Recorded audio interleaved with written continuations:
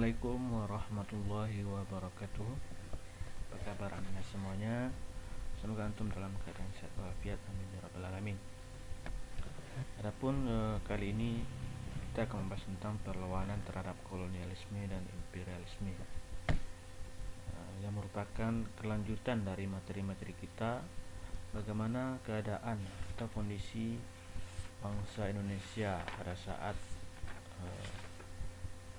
masa penjajahan, ya, kondisi masyarakat Indonesia pada masa penjajahan. Jadi untuk kelanjutan dari itu kita masuk kepada perlawanan terhadap kolonialisme dan imperialisme. Setelah kita melihat bagaimana Indonesia dimonopoli, kemudian Indonesia dipaksa untuk bekerja atau kerja paksa. Ada juga kebijakan pemerintah sewa tanah, ya.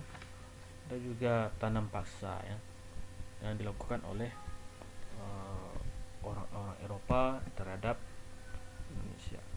Hari ini kita akan membahas tentang perlawanan terhadap kolonialisme. Yang pertama itu ada perlawanan terhadap persekutuan dagang, ya. Jadi ada beberapa perlawanan terhadap persekutuan dagang, ya, yang merupakan pembahasan kita hari ini hanya perlawanan terhadap persekutuan dagang, ya. Tapi juga ada perlawanan terhadap pemerintah Hindia Belanda, ya. Tapi untuk hari ini kita hanya membahas tentang perlawanan terhadap persekutuan dagang, ya. Yang pertama ada Sultan Babullah yang mengusir Portugis. Siapa itu Sultan Babullah?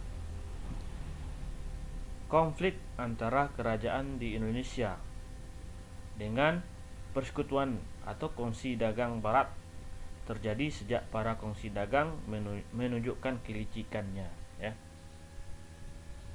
Contohnya apa? Pada tahun 1929 terjadi perang antara Tidore dan Portugis, ya. Yang tepatnya pada tahun 1529, ya, itu terjadi perang Tidore dan Portugis, ya. Bukan 1929, ya, 1529, ya. Ustaz salah tulis, ya. Jadi penyebab utama dari Portugis menghalang-halangi perdagangan Banda dengan Tidore, ya. Tidak ada kerjasama ataupun adanya jual beli ataupun perdagangan antara Banda dengan Tidore.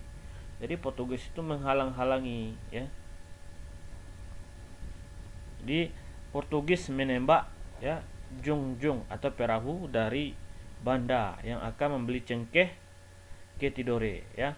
Tidore tidak terima dengan tindakan armada Portugis, ya, lalu melakukan perlawanan. Dalam perang tersebut Portugis berhasil mengadu domba kerajaan Ternate dan Tidore, ya. Jadi Portugis ini memiliki ide untuk mengadu domba, ya, antara Ternate dengan Tidore, sehingga Ternate Tidore itu melakukan peperangan. Kemudian Portugis mendapat dukungan dari Ternate dan Bacan. Akhirnya Portugis mendapatkan kemenangan. Dan akhirnya rakyat Maluku sadar, ya, bahwa Portugis hanya akan merusak perdamaian di daerah tersebut, ya. Sultan Hairun berhasil menyatukan rakyat dan mengobarkan perlawanan pada tahun 1565, ya. Portugis terus terdesak oleh gempuran tentara kerajaan yang didukung rakyat. Portugis menawarkan perundingan kepada Sultan Hairun karena Sultan Hairun inilah raja yang cinta damai, sehingga menerima ajakan Portugis tersebut, ya. Hingga pada tahun 1570 bertempat di benteng Sao Paulo terjadi perundingan antara Sultan Hairun dengan Portugis, ya. Pada awal perundingan semua berjalan seperti sebuah pertemuan pada umumnya, ya. Tidak ada kecurigaan yang dipikirkan oleh Sultan Hairun. Pada saat itu Sultan Hairun tidak menaruh curiga, ya. Ia merasa bahwa perdamaian jauh lebih baik. Namun pada saat perundingan, tanpa disangka-sangka tiba-tiba Portugis menangkap Sultan Hairun, dan pada saat itu juga Sultan Hairun dibunuh oleh Portugis, ya. Jadi itu perlawanan Sultan Hairun. Kelicikan dan kejahatan Portugis tersebut menimbulkan kemarahan rakyat ya. Jadi Sultan Babullah merupakan anak dari Sultan Hairun dengan gagah melanjutkan perjuangan ayahnya. Jadi dengan dibunuhnya Sultan Hairun, maka perjuangan untuk melawan Portugis itu dilanjutkan oleh putranya yang namanya Sultan Babullah ya. Sultan Babullah dengan gagah melanjutkan perjuangan ayahnya ya, dengan memimpin turunan. Pada saat bersamaan, Ternate dan Tidore bersatu ya, melancarkan serangan terhadap Portugis. Akhirnya pada tahun 1575 Portugis berhasil diusir dari Ternate dan melarikan diri ke Ambon.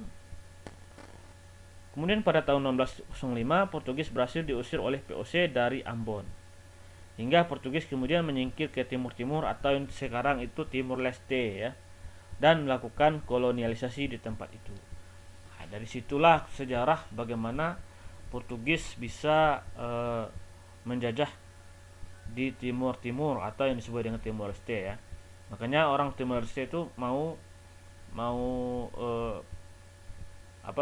berpisah dengan Indonesia karena mereka menganggap mereka bukan tidak sama dengan daerah Indonesia lainnya yang dijajah oleh Belanda ya. Jadi mereka merasa tidak senasib dan sepenanggungan ya. Itu yang pertama, Sultan Babullah mengusir Portugis ya. Kemudian yang kedua, perlawanan Aceh.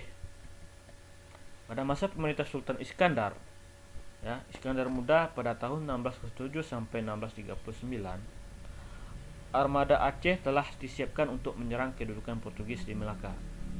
Saat itu Aceh telah memiliki armada laut yang mampu mengangkut 800 prajurit ya. Jadi 800 prajurit itu luar biasa banyak ya. Pada saat itu wilayah kerajaan Aceh telah disampaikan sampai di Sumatera Timur dan Sumatera Barat. Nah, itu wilayah Aceh ya.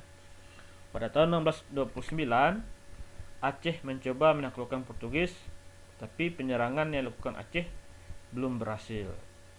Namun demikian Aceh masih tetap berdiri sebagai kerajaan yang merdeka. Nah, itu perlawanan Aceh. Kemudian ada perlawanan ketangguhan Ayam Jantan dari timur. Siapa Ayam Jantan dari timur?